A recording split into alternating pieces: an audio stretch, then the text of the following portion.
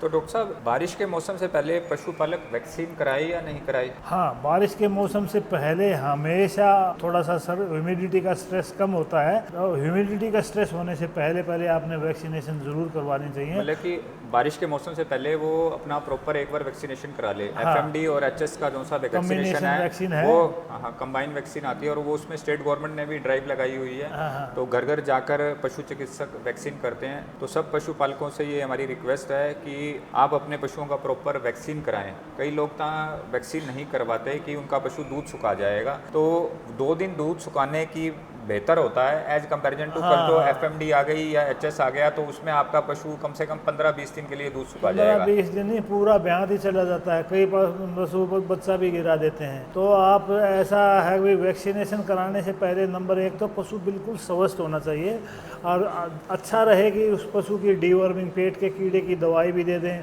और उसके ऊपर चिचड़ वगैरह कोई स्ट्रेस नहीं होना चाहिए। तो वो वैक्सीनेशन का ज़्यादा इफेक्ट, बढ़िया इफेक्ट आएगा। जिस काम के लिए, बीमारियों की रोकथाम के लिए वैक्सीन लगाते हैं, बीमारियों से लड़ने की क्षमता बढ़ाने के लिए वैक्सीन लगाते हैं, वो वैक्सीन तभी काम करती है जब पशु को स्वस्थ हो, उसका शारीरिक स्वस्थ होना चाहिए, उसका खान पान स्वस्थ होना चाहिए, उसमें टिक्स टीचर की समस्या नहीं होनी चाहिए, उसमें पेट के कीड़े की समस्या नहीं होनी चाहिए। तो ऐसे पशुओं को यदि वैक्सीन लगवाएंगे तो उसका वैक्सीन का पूरा अच्छा इफेक्ट आएगा। तो डॉक्टर साहब, मेन कंक्लूजन यही है कि बारिश के मौसम से पहले एक तो पशुपालक अपनी वैक्सीन करा ले। हाँ। दूसरा, जब भी बारिश का मौसम हो रहा है या ह्यूमिडिटी का मौसम हो रहा है तो उसने जहाँ भी पशुशाला के अंदर अपने पशुओं को बांध रहा है वहाँ पर प्रॉपर उसका वेंटिलेशन होना चाहिए। और इस मौसम में स्प्रिंकलर्स को यूज़ करें एज कंपेरिजन टू फोगर, क्योंकि स्प्रिंकलर ज़्यादा बेटर होते हैं। फोगर ज़्यादा ह्यूमिडिटी कर देगा। और साथ में जहाँ पर पशुओं को नहला रहा है तो वहाँ पर पानी का भी प्रॉपर निकासी होनी चाहिए, कि अगर पानी वहाँ खड़ा रहेगा तो वो ह्यूमिडिटी करेगा। हाँ, गोबर का यदि,